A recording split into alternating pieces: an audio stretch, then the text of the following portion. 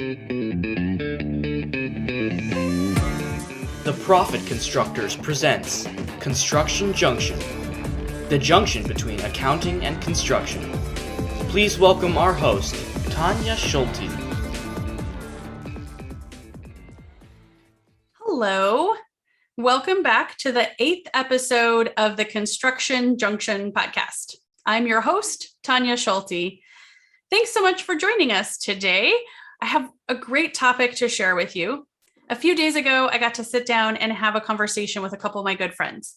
Josh Umar, who is the executive director of the American Subcontractors Association Arizona chapter, and also Dick Roberts, who is the president of the board of directors of that local Arizona chapter.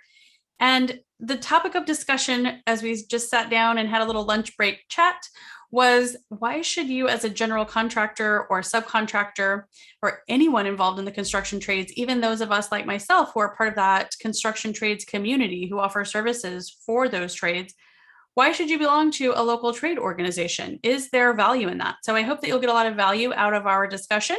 It's a little bit different from our normal podcast format. We're taking a break from that for this time. And we look forward to coming back next month with our regular format. But I know you'll enjoy this little side chat conversation that Dick and Josh and I had.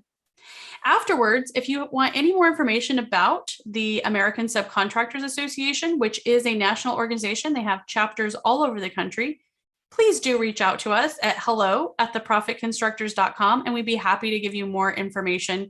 And if you're local here to Arizona and are interested in joining, we'd love to have you join us for one of our networking events, or we're coming up on an annual event that we do called the GC Expo, where we partner with a couple of other trade associations.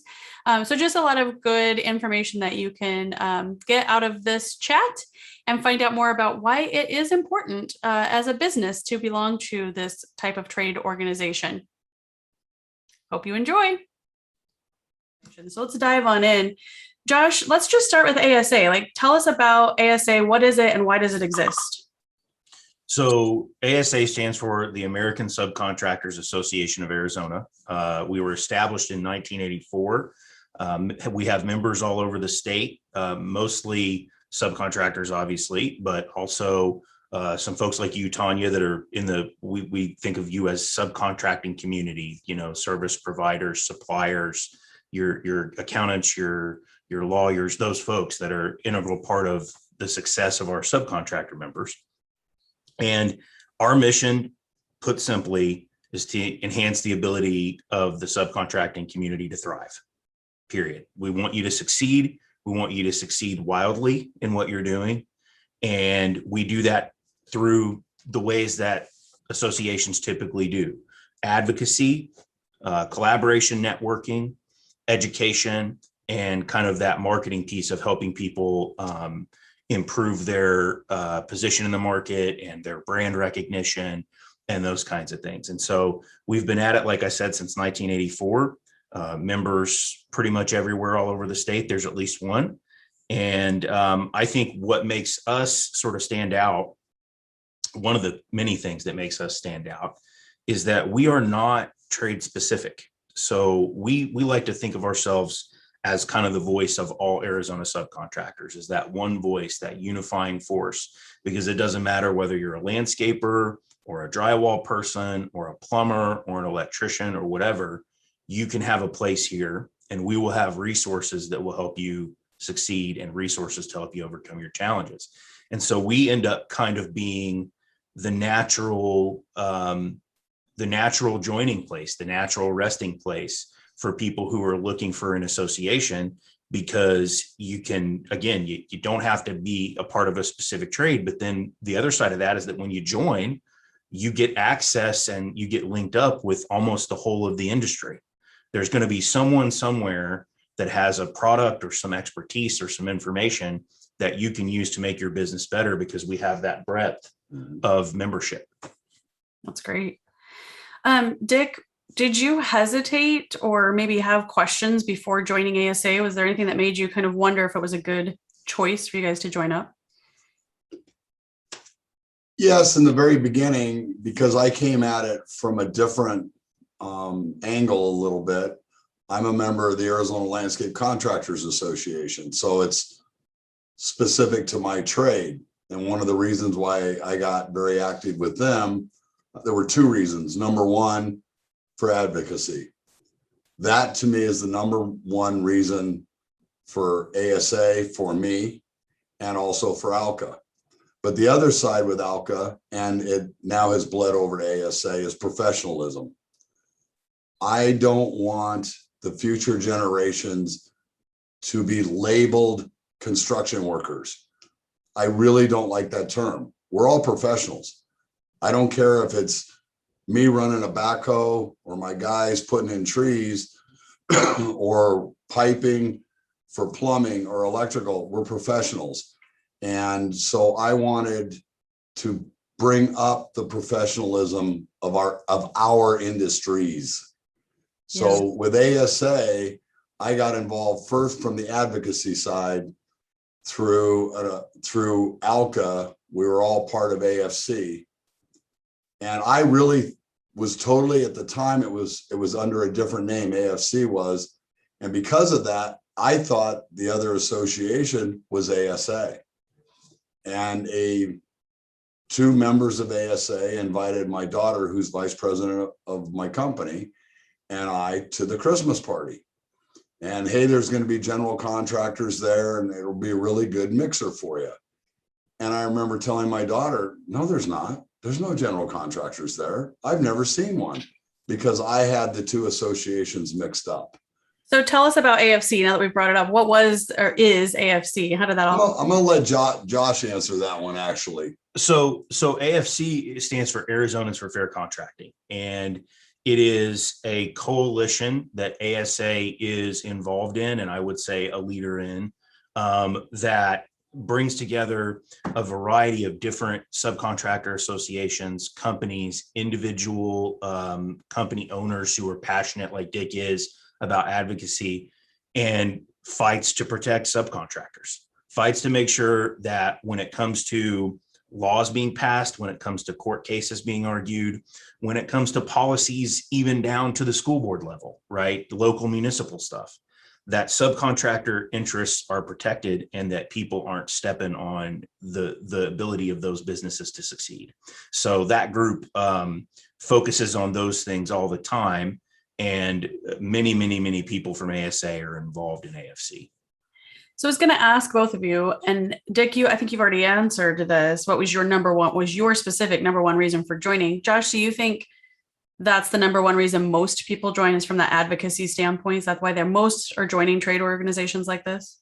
I think so. From a general perspective, that is one of the top reasons for sure. And that's true, I think, across the board, whether you're talking about construction or any other kind of association, because especially, with what we've seen out of the world the past couple of years, the political situation, the pandemic, so much has become unpredictable.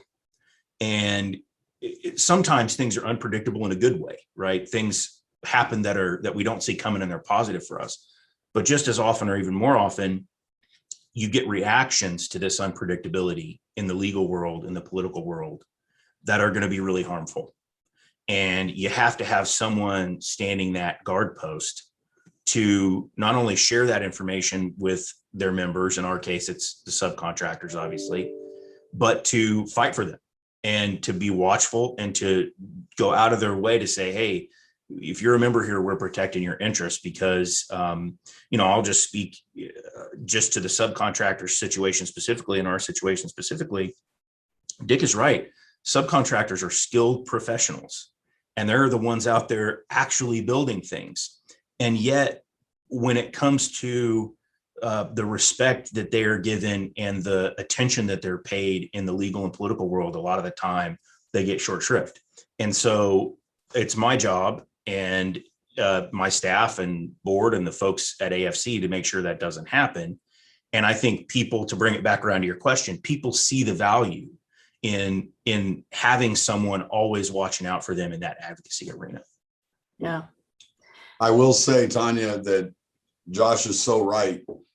We recently had something happen at a school board level that, as you know, we're always at ASA looking for new members. And I think in the beginning, ASA was more residential contractor based than commercial construction based. And over the last few years, I've seen that leveling off to where more commercial is involved. So when I reach out to the guys that I see on my jobs that I work together with in commercial, some people love ASA for the advocacy. Some people like it, believe it or not, for the mixers and just sitting down with other people in the trades and talking about what's our future? What are you seeing out there? So you get that social energy. A couple people I've talked to recently that Josh and I are going to meet with next week for potential membership. They've always been hesitant because they could care less about a social. That's not their deal. But it's really, once they heard what happened with the school board recently and with a couple of bills that did not make it through the legislature that we helped knock down, all of a sudden, advocacy wise, they're really seeing the value of what little bit it costs to be a member of this and what we have now helped prevent from happening. Yeah, I was going to say, I mean, even let's just speak to what happened at the local city level, because one of the things we've been talking about is advocacy at a state legislative level is great. But I think the more members that are involved in ASA, the better off the whole organization will be, because we all tend to be a little more conscious of what's happening in our local community, right? Right.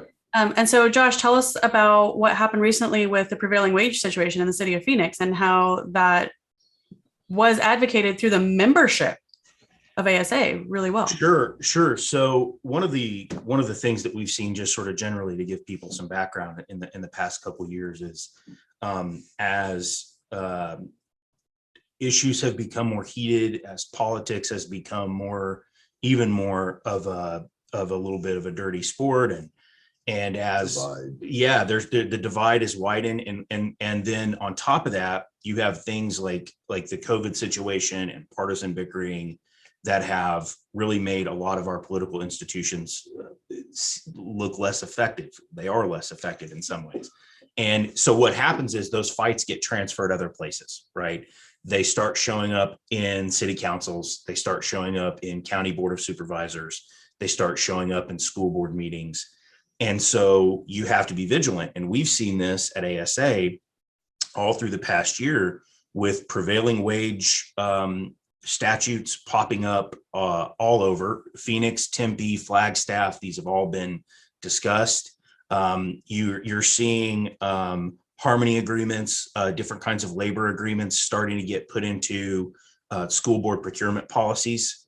Phoenix Union has been the most recent one, as Dick said. And so what we've had to do here at ASA is be vigilant for or against whatever those things are. And to your point, Tonya, we have done a wonderful job, and our members have done a wonderful job, more importantly, of being a really powerful grassroots to get in there and voice their opinion, to go to the school board meeting or to submit testimony to the city council.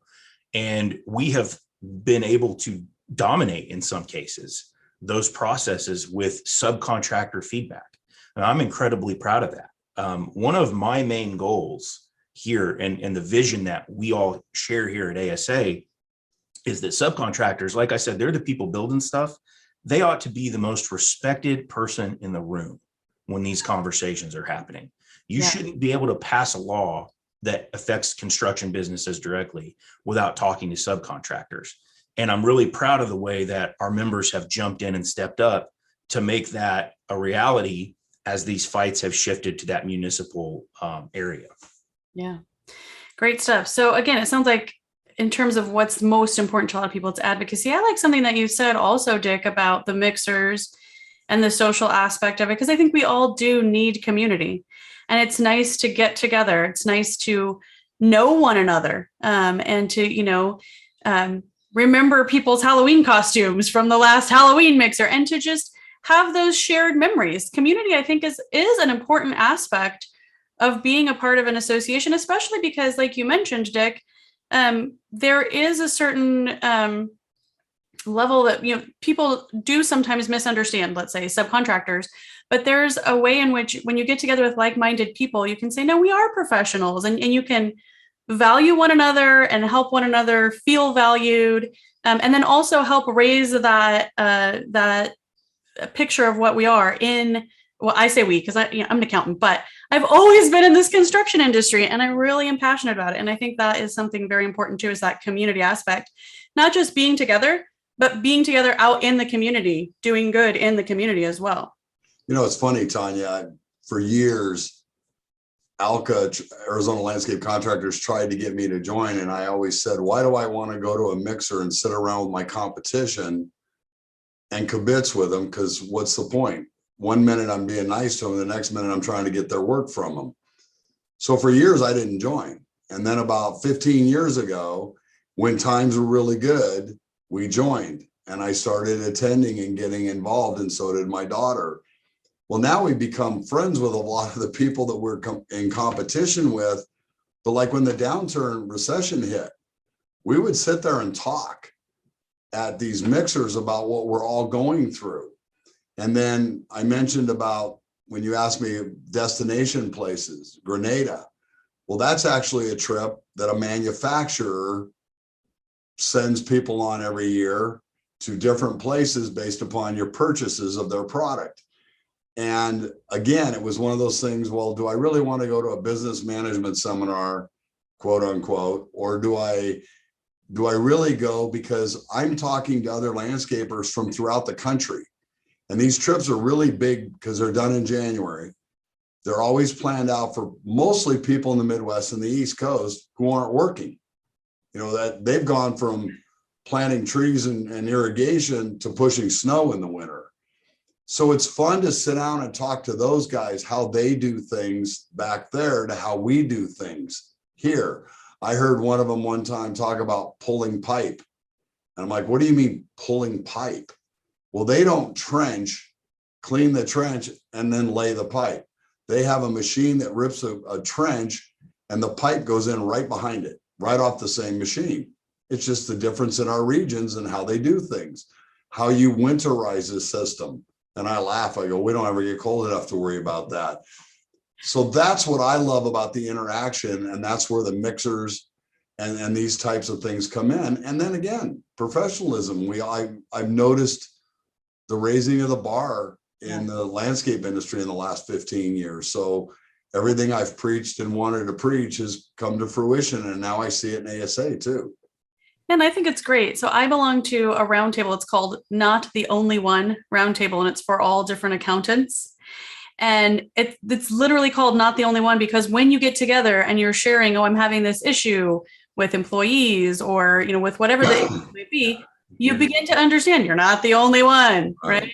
And so that's so helpful to know that not only you're not the only one, but if I share that issue, someone else who's already been there, done that can say, well, when that happened within our company, the way we were able to overcome it. So they become less and less and less your competition and more and more that person who's fighting alongside you.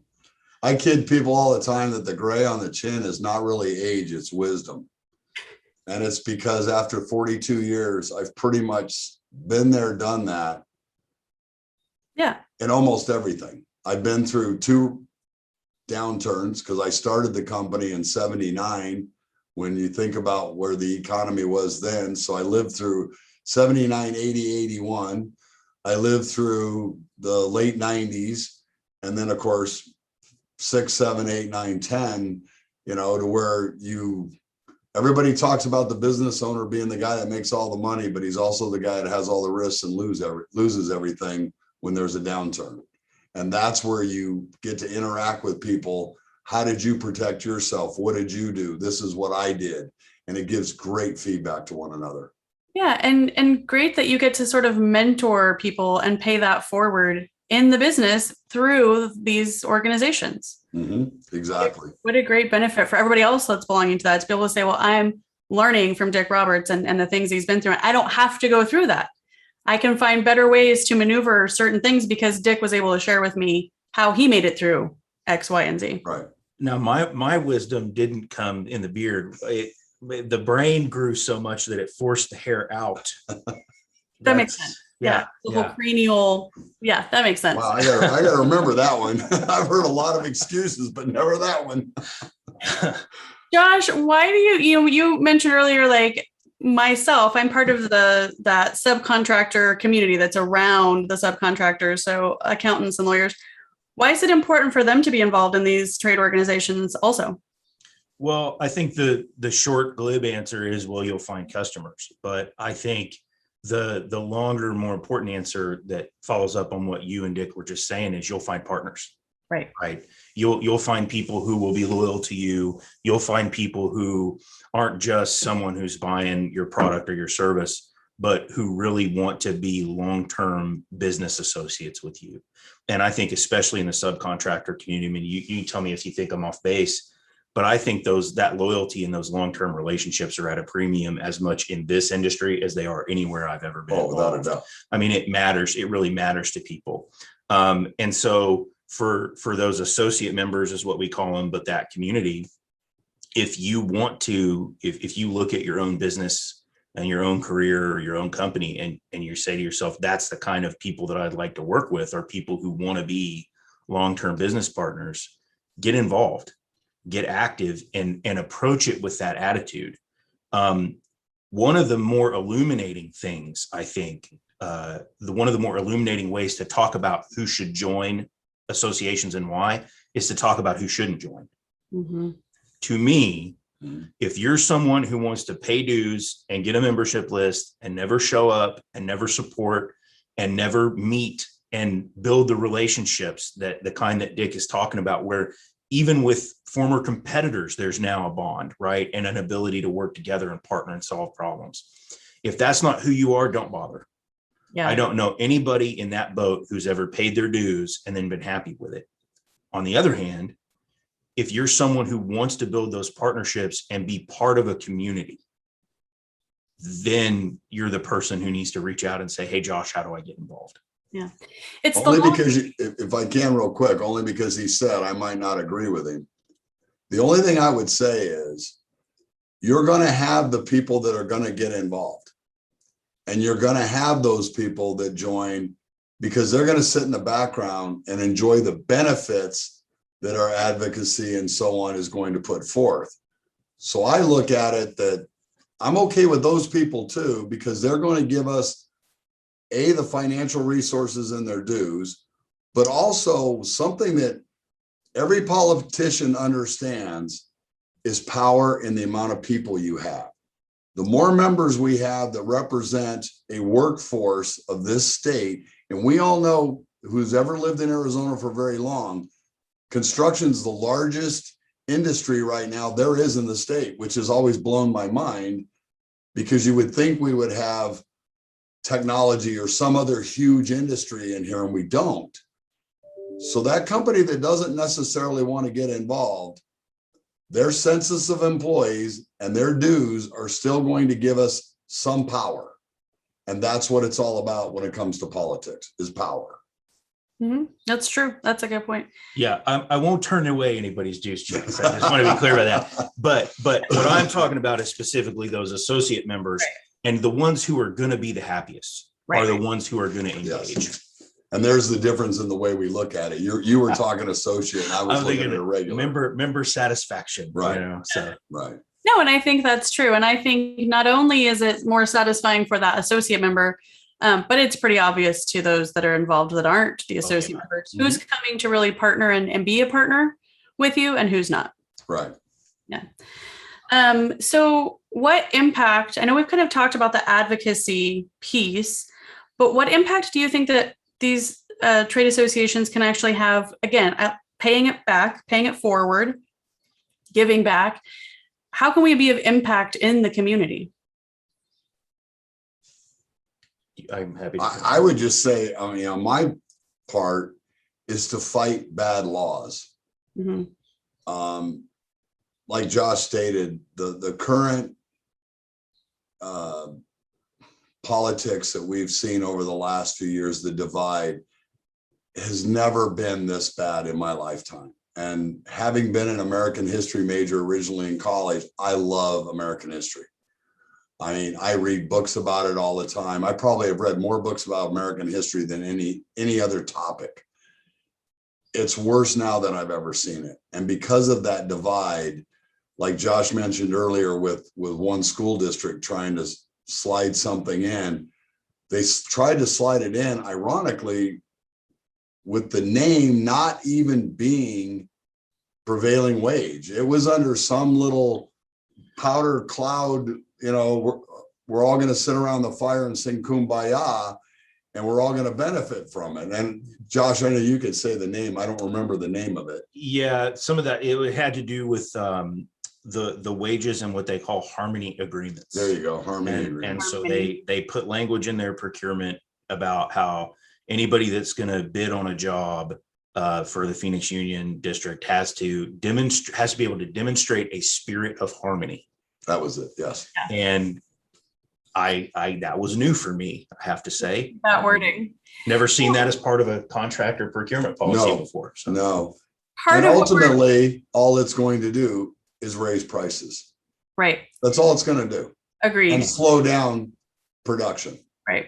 Cost subcontractors more because they're going to have to hire new administrative staff to handle all the paperwork and the regulation. And, yes. Yeah. And one thing about Arizona and all the years I've been around, because I've actually lived in the state 50 years now, Arizona's always had a target on its back because we're only one of two states that our labor is not mandated by unions. Right. Right to work states. There's Right. only two of us left. And so we've always had a target on our back for that. Yeah. And so part of that, what we're talking about is those subcontractors who are out really good at their trade. Maybe they're even decently good at running their business like that. They don't necessarily need to take advantage of that piece where they can get some education that might be offered or those types of things. A big part of it is they do not have the time to be reading every one of these things that's coming up at every single city council, every single school board. They don't have the time to read it and then not only read it, but then interpret it, right?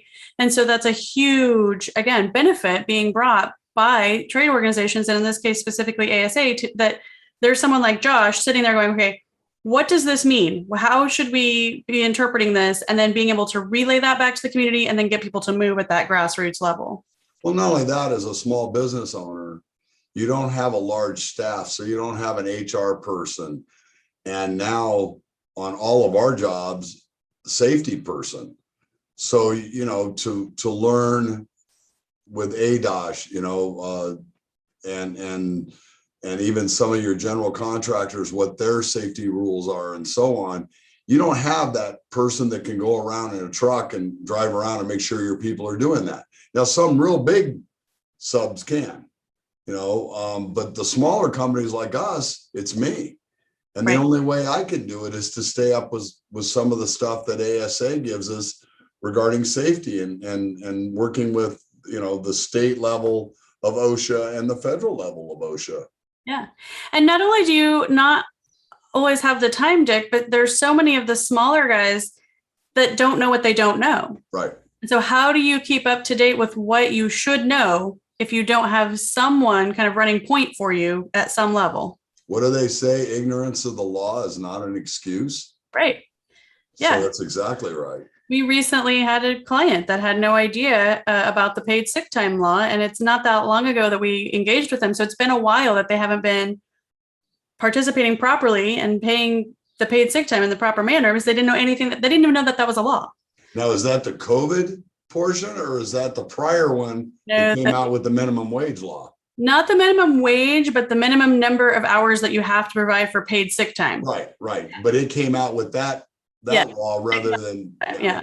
And they were just completely unaware that they had to offer paid sick time. And if you don't know, and if you're not involved in any arena of people who are going to help make you aware of these things, you're just going to keep operating, doing what you do until it comes back around to hurt. Until somebody turns you in for it, and then it can bankrupt you. And it will come back around. Yes. And that's the thing that I think, if we're talking about reasons to join associations, it's that, it keeps you from falling into those traps a lot of the time. Yep.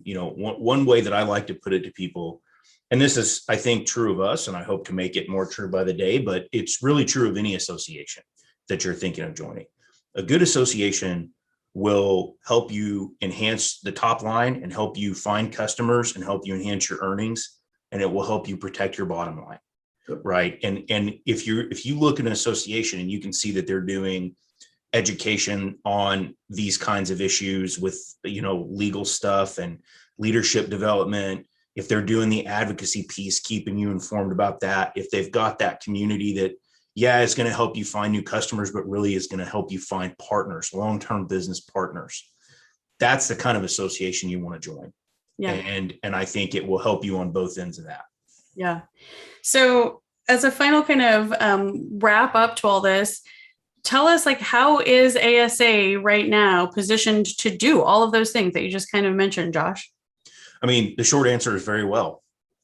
We have a long track record here of defending subcontractors in the industry in the advocacy arena. We have a relatively recent big victory on proportional liability with SB 1271.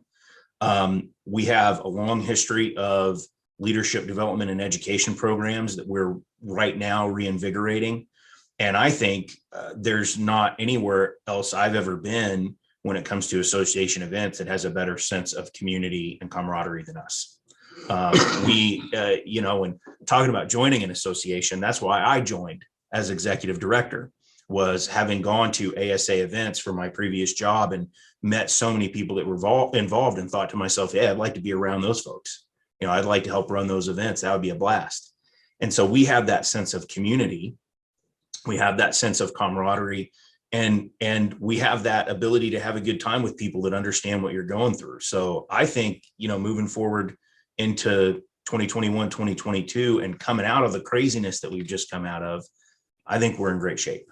That's awesome. Dick, because this podcast is a national podcast, not necessarily going to be just for those in the local Arizona area. But if you're thinking in terms of just, nationally across the board, if someone's listening to this podcast and thinking about, should I or shouldn't I? And you mentioned yourself, maybe you were a little hesitant right up front to be a part of these associations.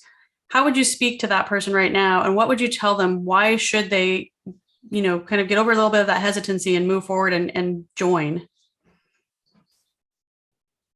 My response to that would be, you are protecting your business. You're going to have people in an association who are looking out for you.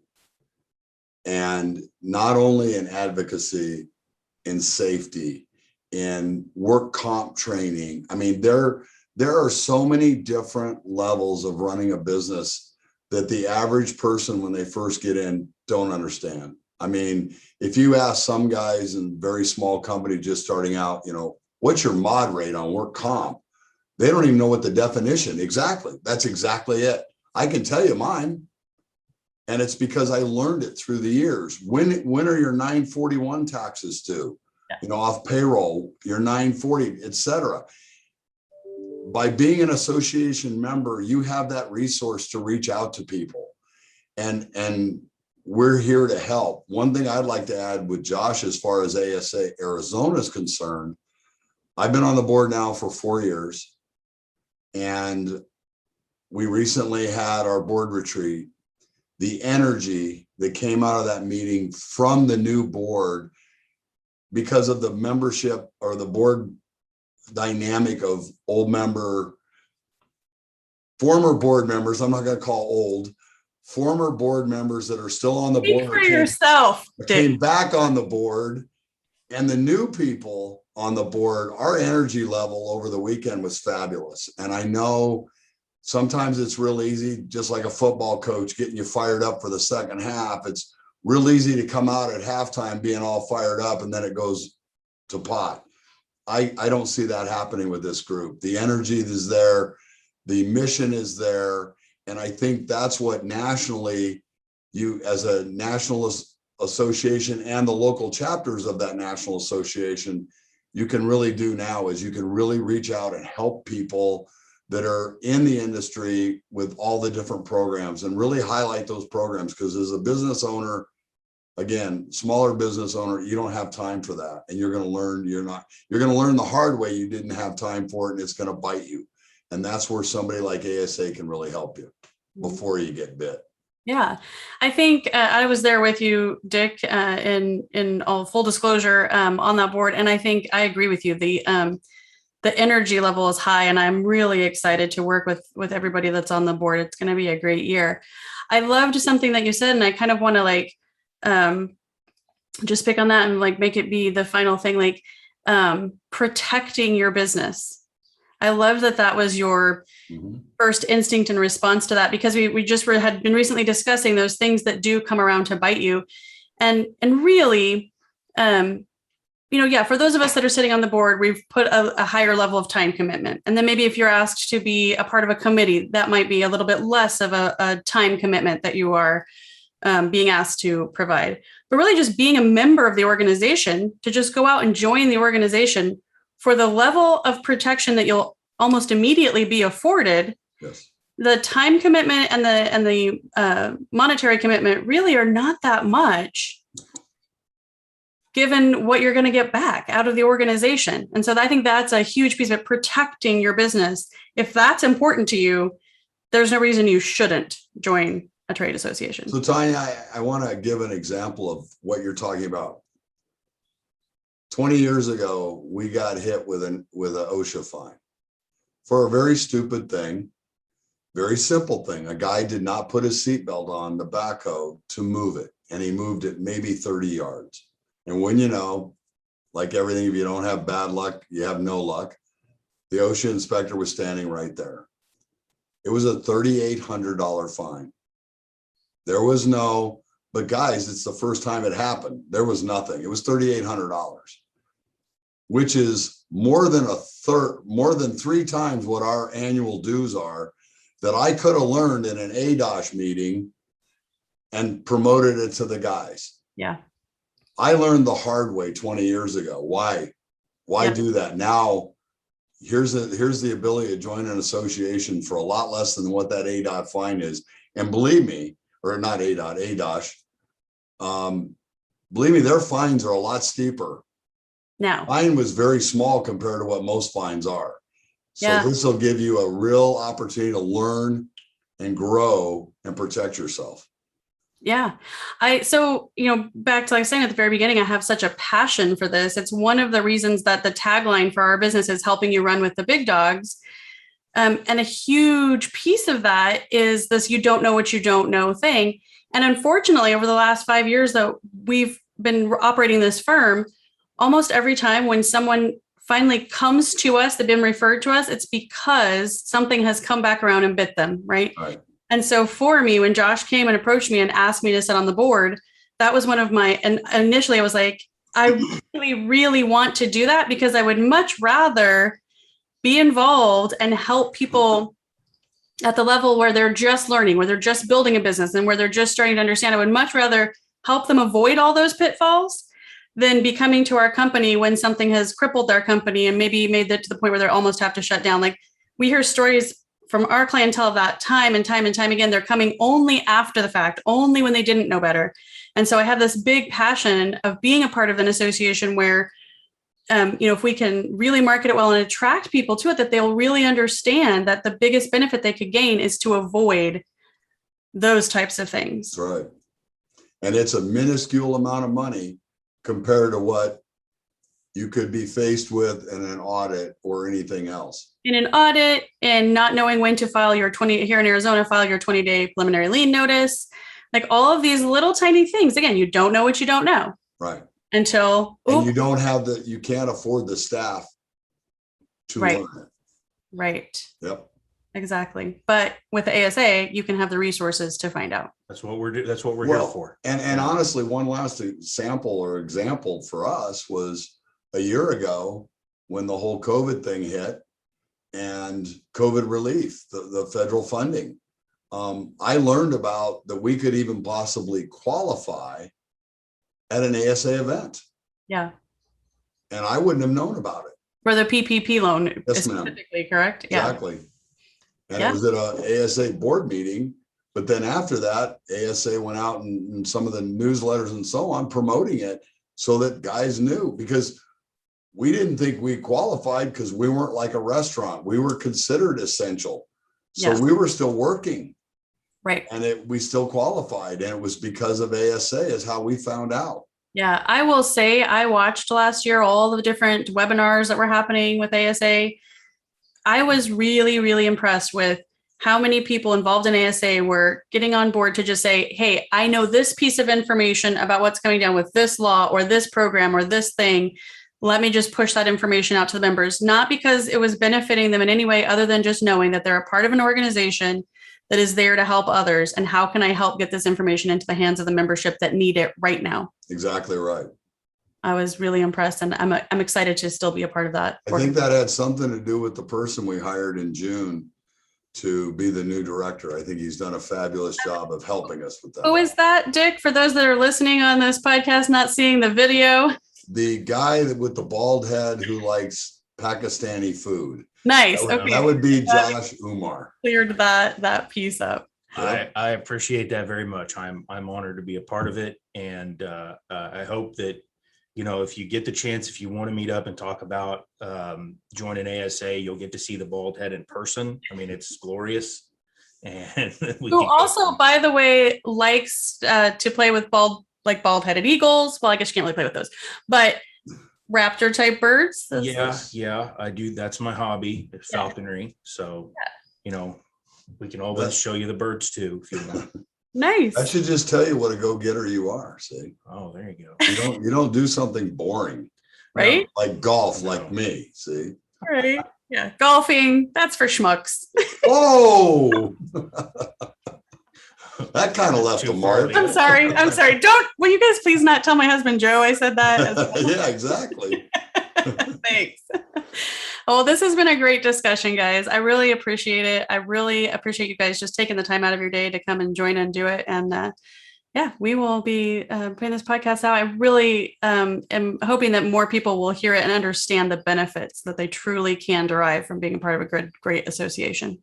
Well, I appreciate you giving us this opportunity because I really hope, like you said, people listen to it, not only in Arizona, but nationally, that maybe we helped a few people to understand what the American Subcontractors Association / Arizona is really all about. Yeah. Thank you guys both. Yeah, thank you very much. Thank you. If you would like to share your company or product on the Construction Junction, email hello@theprofitconstructors.com to become a sponsor. Okay, how did you get started in your career? Well, I'm a lapsed academic. I started I was an engineering major early in college because I loved planes but quickly realized that I did not love math every day nearly as much as I loved planes. And so ended up switching over and doing kind of a philosophy and cultural history degree as an undergrad. And then when I went to grad school at Syracuse, I did philosophy and economics and was in the PhD program there at Syracuse and was teaching classes and doing that kind of thing. And I got to about my third year and realized I got to do something. I got to do something that has an impact. I love teaching classes and I love studying and I love the ideas and all that, but I need to get out there and do something that's going to make people's lives better, because that's kind of what gets me up in the morning. And so from there, I went into a variety of economic development kinds of work. And obviously a lot of that has to do with workforce development.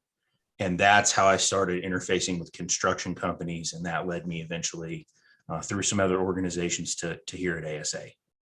That's awesome. Yes. So tell us about your career journey. How did you get started in that? And how did you start your company? So I started in college. I was a baseball player. I was a jock. So kind of one of my goals was always to be a high school history teacher, because I love American history, and either a football or baseball coach.